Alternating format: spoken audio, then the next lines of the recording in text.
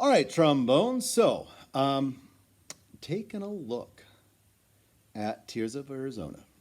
Make sure you've looked at the introductory video, the kind of overview that I did before you watch this video.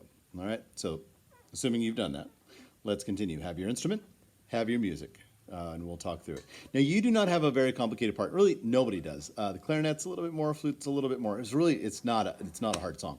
And that's why I'm really focusing on this song and one other song. I think we're going to be doing Song for Friends.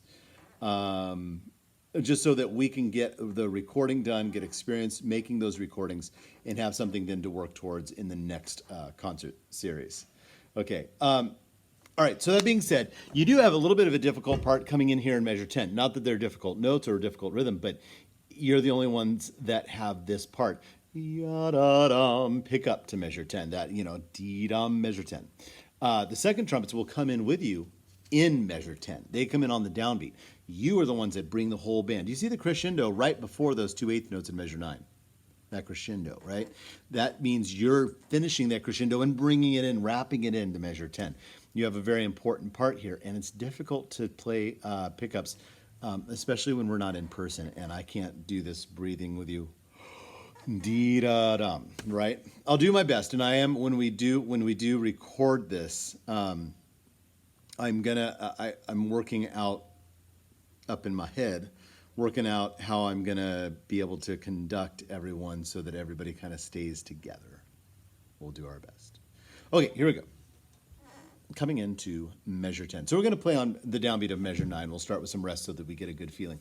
We're breathing on beat 3, so it's 1, 2, da-da-dum, because we play on beat 4, so we breathe on 3. Okay, here we go. Measure 9. 1, ready, and D, da.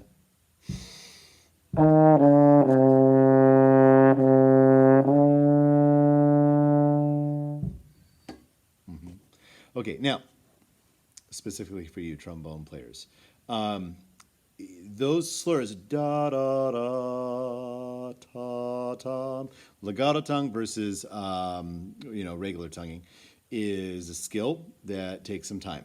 So just do your best with that. Try to do a da da da. So ta da da ta ta. Do your best with that, and we will. But the biggest, we'll work on it. The biggest thing is keep that airstream flowing, that airstream steady. Okay, then in measure 18, we're picked up tempo dee dee dee dee dee dee dee dee dee dum. Then in 21, we have that rhythm, the dotted quarter note, eighth note tied to a quarter note, dee gum dum. Right? They're the same value. A dotted quarter note is the same as a quarter note tied to an eighth note. So those are the same value, and it creates almost a accented, syncopated rhythm. Dee dum bum, and really kind of pushes and propels the music forward. So let's take 18 and just play through to measure 34 and make sure that we release on measure 34 with that last quarter note of measure 33. Good, here we go. Measure 18. 1, ready.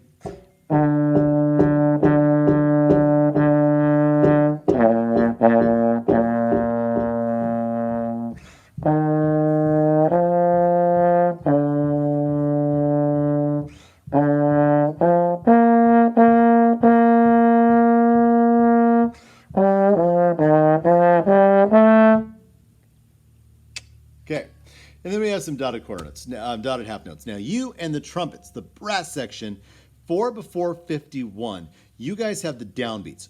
Really important you handle these downbeats together because then the woodwinds respond to you. So you're going dee dum, 51.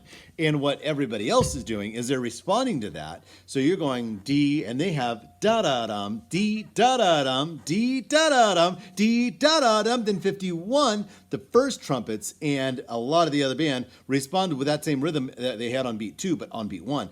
Da da dum. So it's this dum da da dum, deem da da dum, deem da da dum, deem da da dum, ba da dum at 51, and it opens up the music and it's exciting. And this is where we can grab those heartstrings of the audience and kind of pull out and tug at them and go, oh, you're gonna feel something here, right? Because that's what we do as musicians. We toy around with people's emotions.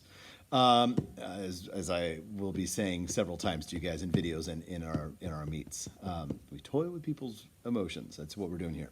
Okay, so your job is to make sure you are steady on those downbeats. And trombone players, trombone's my main instrument. Trombone players, we have the responsibility of making sure our part locks everything else together. You have the tubas and bass clarinets and all that stuff down on the bottom doing the bass stuff. You have the first trumpets and the flutes and the clarinets and all those people doing all the stuff up here. The trombones and the horns, the French horns, and the alto saxes kind of join us in this too. Kind of pull everything together and create those beautiful harmonies. Okay, so all that to say, from 43 to 51, make sure those downbeats are crisp and clean. Okay, measure 65. Measure 65, what's that hashtag? That's a sharp. That's an F sharp. So F is all the way in. Sharp makes it a little higher. I can't go all the way in, so I got to go up to the next partial to 5th position, right? There's 4th position, 5th position out here. Right? Okay. So let's take 59 all the way to 67 to make sure that we're landing that F sharp. All right, 59. Here we go. 1, ready.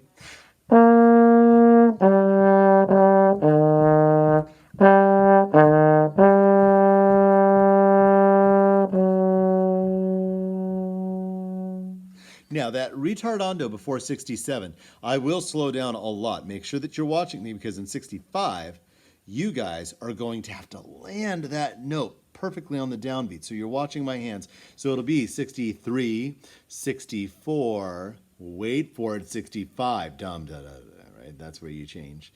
And then I like to slow down a lot before I come back into my new tempo at 67. I slow it down even a little bit slower than it is in 67. It really expands and opens those emotions to musically. Anyways, measure 70 coming into 71. Again, you have that pickup. One more time. 1, 2, very important that you're counting and breathing on beat 2 this time because it's a 3/4. So it's rest, breathe, play, and then through to the end. Okay, keep practicing. Remember, practice this music so you get good at it and that you know where everything's supposed to be. Right, take your pencil out, write a bunch, write wherever you need to remind yourself of stuff. But more than that, and getting that down on this, is to spend time with your instrument. That's what's going to develop your armature, your muscles, to make you to help you develop good tone, and so you sound good on your instrument. And can play for a long time without your lips getting exhausted, your armature getting exhausted, and good airstream. So spending time with this, it's that time of the year. You have Christmas carols that you can try figuring it out. Jingle bells, start with that. That's the same note several times in.